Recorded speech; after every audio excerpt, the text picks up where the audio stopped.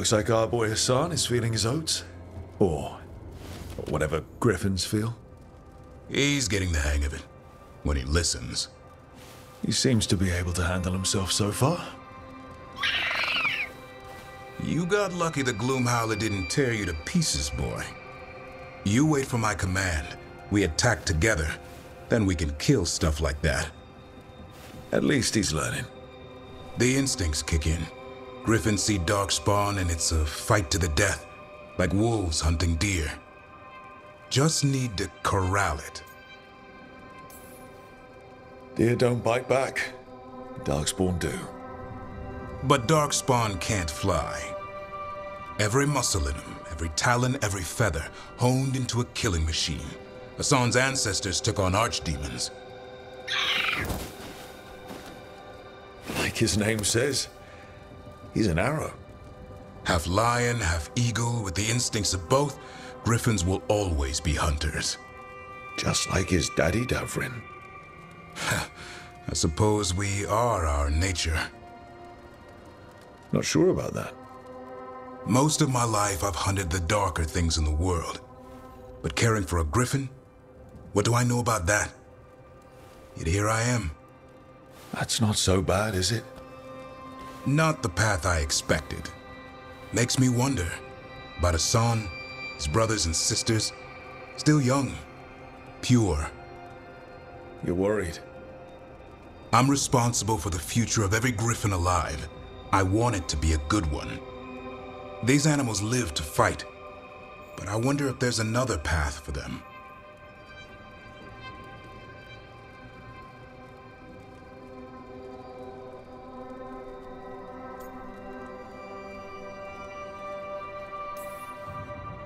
I don't know. That's like asking a fish to crawl on land. It might work at first, but it's not going to end well. Fair point. Griffins are darkspawn hunters at heart. This one sure takes after his dad. Parents. A scary word. I'm supposed to be his bodyguard. What do you think you've been doing this whole time? Trying to ignore it. If I get myself killed by a Hurlock, that's on me. If it's Hassan, I just don't want to mess it up. I think that's where trust comes in. That Turlum idea you keep talking about. Trust Hassan to find his way. Don't force things. He's headstrong. Good thing you are too. Right. Thanks for the chat.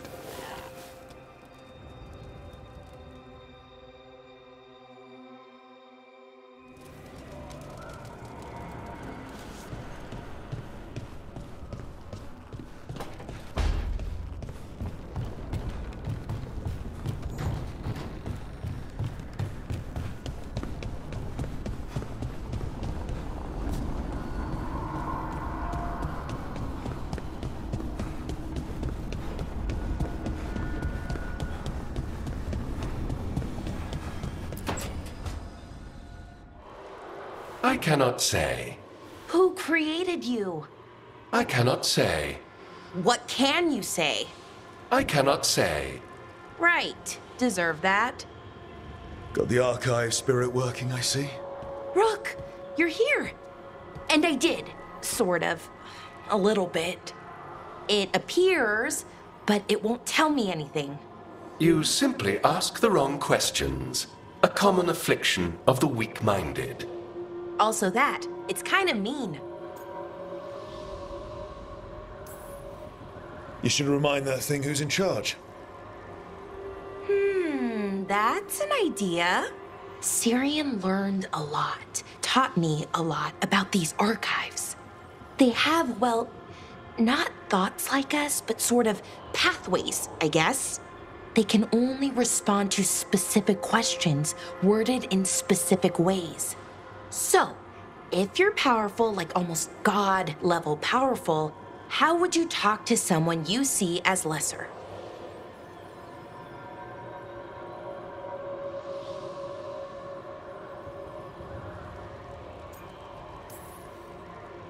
Given our examples, I'd be kind of a demanding jerk. Right! So, let's try that. Archive, tell me who built you. one of the greatest of Elvenar, a steward of her glory. Truly, I was blessed to bathe in his warmth. Anaris built me, and to him I shall someday return. You mean the Forgotten One? I cannot say. Good point. It came later.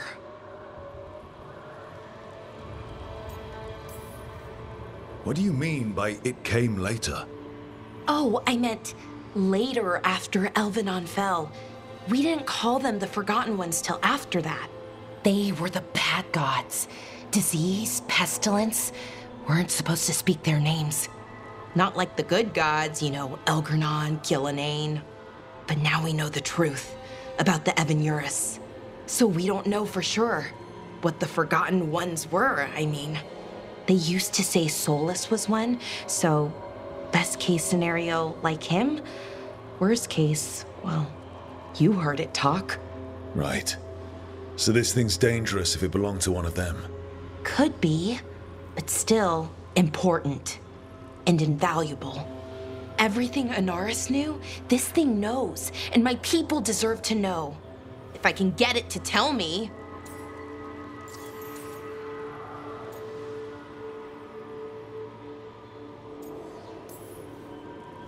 Archive. Tell me about the Evanurus. A group of cowards hiding behind their more powerful magic and superior numbers. Their jealousy of Anaris was palpable. Their war is unending. But Anaris will prevail.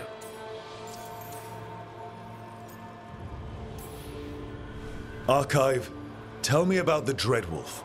An ideologue and a fool who will soon pay the price. When Anaris dispatches the Evanurus, he will spare a thought for Fen'Harel.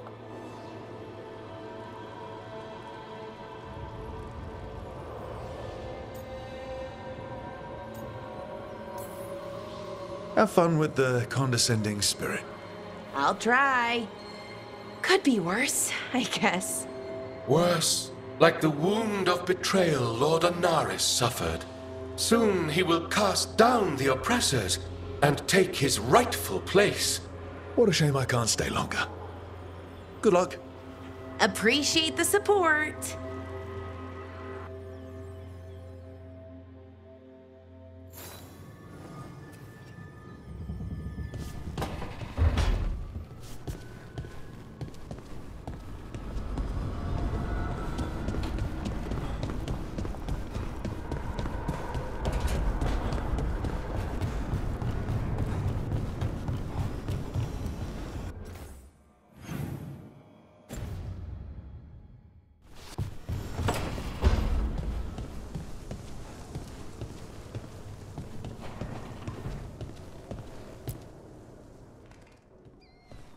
Any luck tracking down your mystery friend?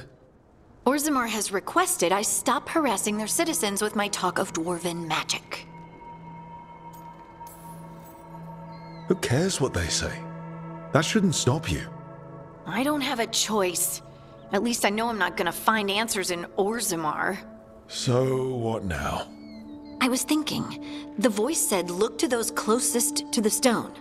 What if she never meant Orzammar? Huh? There is another great Tig, the original capital of the dwarves, Kalsharak. It was lost during the First Blight, and its people survived in isolation for hundreds of years. They re-emerged, some 20 years ago? And you think they're closer to the stone? Orzammar can't help. What have I got to lose? I'm curious about Kalsharak's isolation. The dwarves took heavy losses during the First Blight. To stop the Darkspawn from overrunning them, they closed off passages in the deep roads. Those that could retreated to Orzammar. Kalsharak was lost. They abandoned the city and its people, sealed them away with the Darkspawn. There must have been another way. What they did was monstrous. Can you imagine being trapped, knowing death was coming? But they didn't die. The rumors. That the dwarves of Kalsharak had to change to survive? No one's really sure what that means exactly. When we find them, you can ask. Are you sure Orzammar isn't hiding something? Pressing them for information would be tricky. I could anger someone important. If Kal Shirak doesn't turn out, I can go back to poking at Orzammar. But not before then. How do we get in touch with these Kal Shirak dwarves? Already working on it. You don't spend 10 years in the Inquisition without making contacts.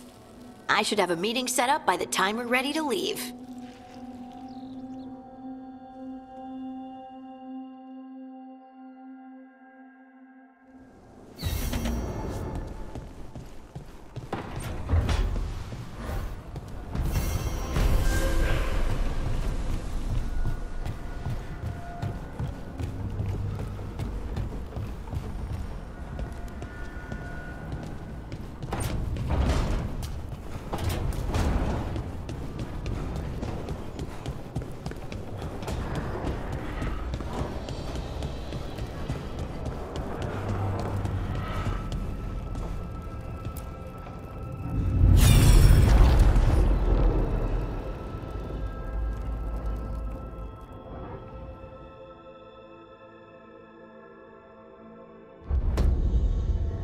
You cannot do this, Algernon.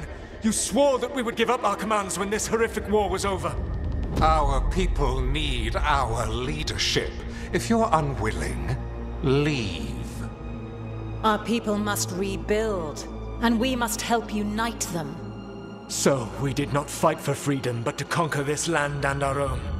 We fought to win, and now the Evanuris are as gods. I do not answer to Mythal's annoying lapdog.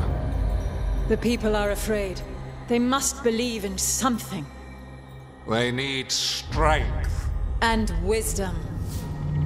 They need gods who can protect them. We are not gods. You will learn that. Every lapdog hides a wolf inside.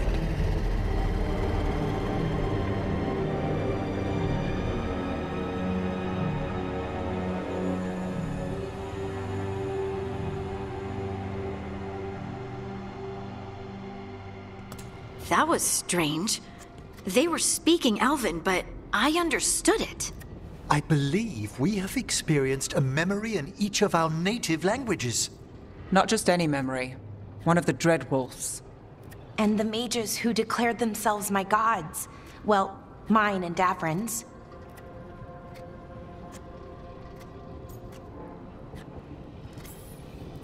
Anyone see anything in that memory we can use? Elgranon was hungry for power. Did anything he could to get it, and to hold on to it. Then Solus, furious at Elganon's installing himself as a despot, started his rebellion. There's another moving part in this. Mythal. She was keeping the peace. Mythal and Solus were close. The Inquisition found a temple to Mythal, and there were wolf statues everywhere. Then she sides with Elgranon over him. A betrayal. I think I get where Mythal is coming from. Really? You've just finished some big war, everyone is exhausted, and now Elganon won't give up power. If Mythal sided with Solus, would Elganon have backed down? Not a chance. It would have led to another war. Mythal tried to keep the peace. And Solus must see that, but still can't accept that she chose peaceful politics over his ideals. Perhaps these murals aren't simply memories. They're what Solus wishes to forget. His regrets. That means they're a way to learn his weak points. Why are we worried about Solus? He's trapped. Right. But the Dreadwolf was the god of trickery. He's looking for a way out. Bet on it. Meanwhile, keep your eyes open in the crossroads. If there's a way to restore the rest of these murals, Solus would have kept it in his hideaway. It'd be nice to get inside his head for a change.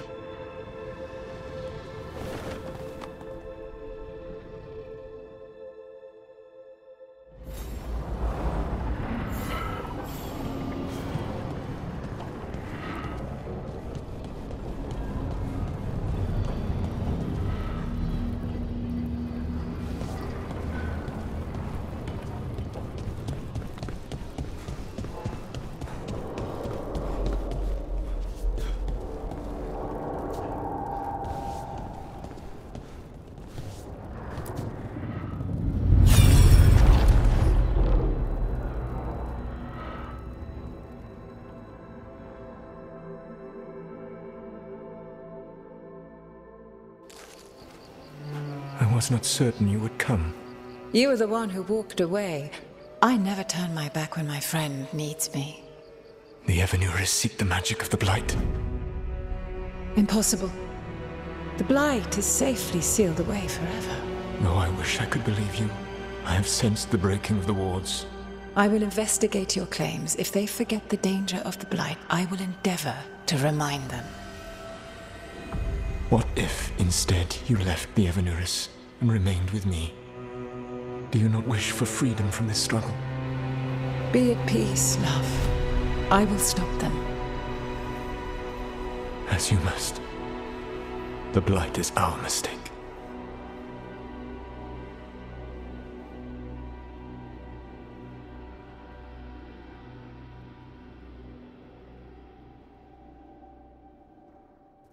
Did Mythal call Solus love in that memory? That's what it sounded like.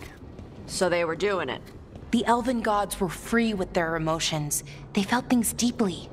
The way they expressed things, well, it feels romantic to us, but that wasn't really how it was.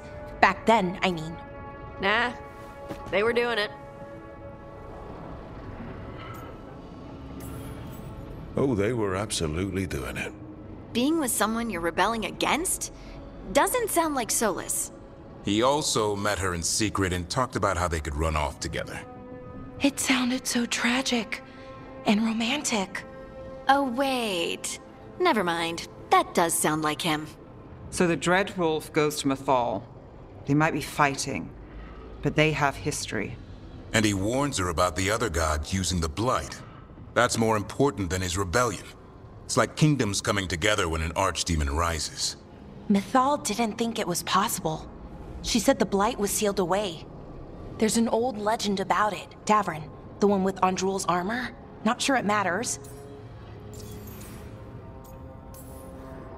We're deep in elven lore already. What's the legend say? Right. Well, Andrul was the goddess of the hunt. She put on armor, magic armor, made of something called the Void, drove her mad. I remember this one. The other gods were afraid Andrul would turn on them. She was doing all kinds of horrible things, causing plagues. It does sound like the Blight. Well, it all ends with Mythal fighting Andrul. After, Mythal turned into a dragon. She what? Why didn't you start with that? Anyway, she took Andrul's armor away. Then Andrul's madness left, and peace returned. Intriguing. So it's possible Andrul stumbled onto the magic of the Blight. And when Andrul went mad, Mythal took it from her and locked it away. Until someone started using it again.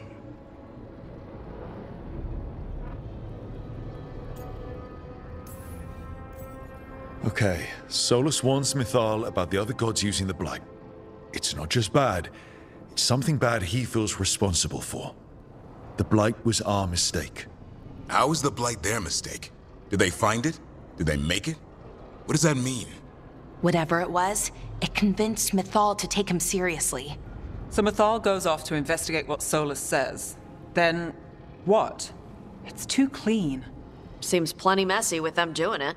But this isn't just a memory. It's something Solus wanted to hide. What's the crime? What did we see here that he feels guilty about? I think I might know. When the Inquisitor was saving the world from the breach, she met Mythal. What? Like in a dream? It was complicated. She helped the Inquisition. There was a magic pond and a dragon. Nice. The point is, she also said the other elven gods betrayed her, killed her. Okay, sorry. Point of order. If they killed Mythal, how was she still around to help the Inquisition? Elven god magic? She'd spent centuries gathering strength and sharing people's bodies, I think. If it was a truly benign possession, that speaks to her character. So there's the shame Solus wanted to erase. He blames himself for Mythal's murder. Well, it's not just that she died. What do you mean, Tosh? It's... Ugh. There was stuff he wanted to tell her, but he waited too long, and then she was dead. He never got to make it right. That twists you up. That's it? There's our crime. Doesn't really tell us anything we can use, though. We know more than we did. That's something.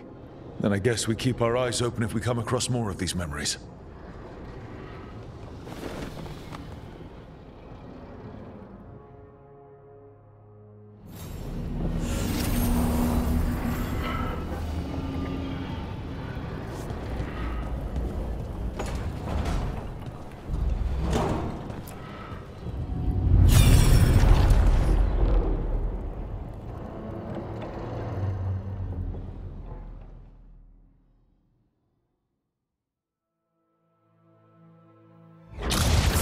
You dare to try to cage us, jealous of our growing power! You will pay the final price for this betrayal.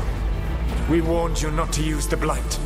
For this, and for Mythal, I sentence you to sleep in exile ever after. Your own lives will form the veil that keeps the horror you unleashed at bay.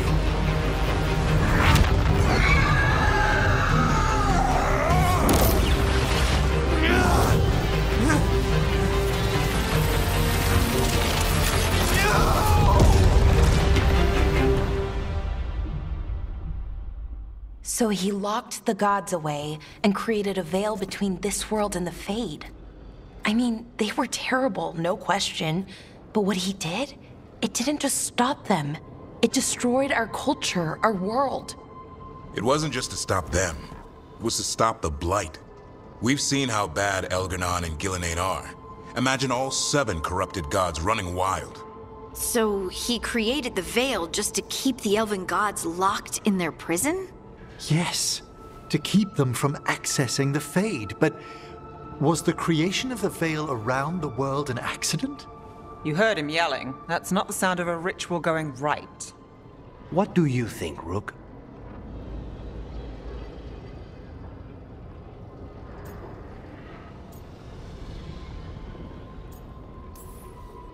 I think this memory's one we understand, at least. What he did makes sense. Him regretting it also makes sense. I had another question, and I'm sorry, maybe this doesn't matter, but Solus trapped the blighted gods in an ancient elven building, right? That's what it looks like. Maybe a palace? Fancier than what I've seen in Arlethan, at least. And then, the Magisters were lured into the Fade. They broke in, which let the Blight escape, and turned the Golden City black. Right, and the Black City hangs in the Fade, a little reminder of their mistakes. What's wrong, Lace? It's just... the Chant of Light says that the Maker built for them the Golden City, the center of all creation. But if the Golden City was an ancient elven palace, then the Maker didn't build it. The elves did. The Chant of Light is Andraste's visions from the Maker, but it sounds like it's wrong. You're asking if we just disproved the entire Andrastian faith. Did we?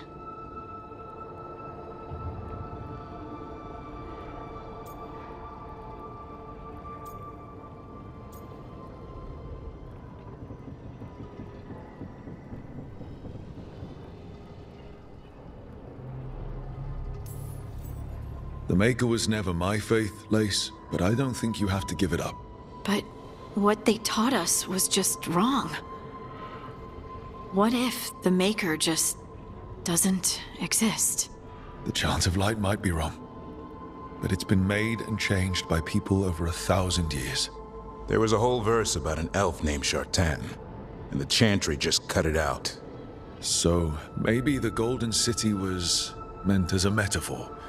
Or maybe it was added because of politics. That might change the history, but it doesn't have to change your whole faith. The Dalish clans are struggling with the same thing. What do we keep? What do we lose? The elven gods, the Maker. No matter who you light a candle to, you've got some hard questions to ask yourself right now. Doctrine is not the truth. It is one of many paths to the truth. I recognize the sentiment, though not the specific quote. Who said that? My mother. Ah. Questions of faith aside, we have some very real gods that still need killing.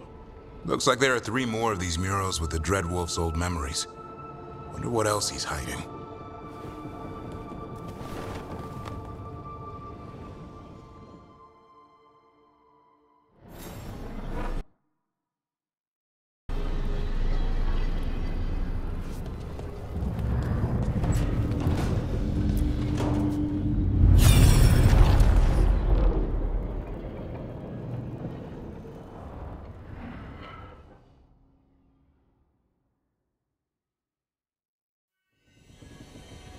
You have so long observed the world. Why not consider joining it? But I have no desire to live as humans. I have the Fade. Besides, this talk of taking on a solid form. I think you underestimate the danger. When you took the glowing stone to build your body, did the earth not shake? Delirium gives us the strength we had when we were of the Fade. We are the best of physical and spirit. I need your wisdom, Solus. To withstand the louder voices who would go too far like Elganon. I need you. This is madness. You must know that. I will always follow where you go.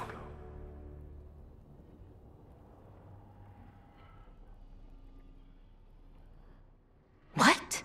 This is astounding. The ancient elves were spirits who voluntarily manifested a physical form. I'd rather go back to talking about the Blight. Hey, Lucanus. Could Spite turn into an elf? No. Sorry, but... what?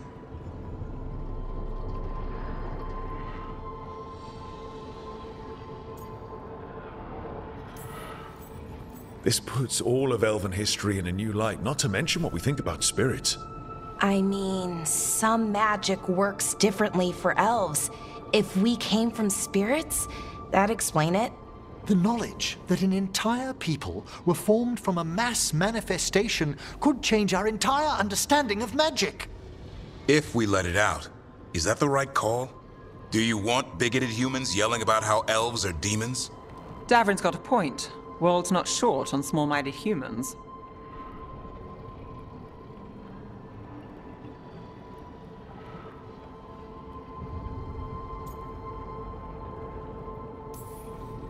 The entire idea is preposterous.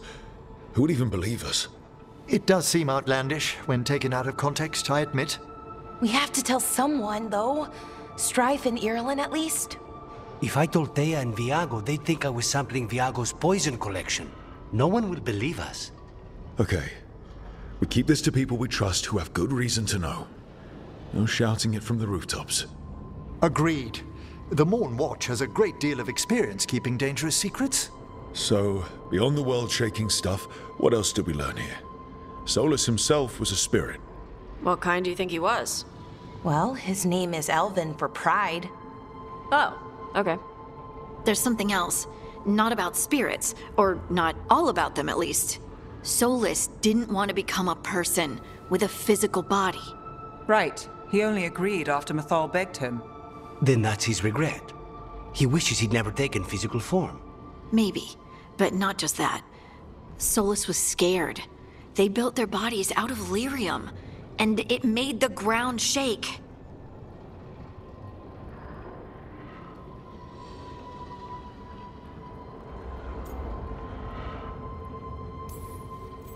Lyrium is the blood of the Titans. The Titans would have felt it as an attack. They defended themselves. The first memory we saw with Elganon seizing power, it happened at the end of a war. A war between the Titans and the elves. Lace, I'm so sorry. It feels like we still don't have the full picture. But I think that's part of what Solus regrets. He didn't see the danger. Except he did. He was worried. You said it yourself. He did it for Mythal. Everything that followed, he could have prevented, if he just told her no. Then he's got a war on his conscience. Plus, whatever we find next.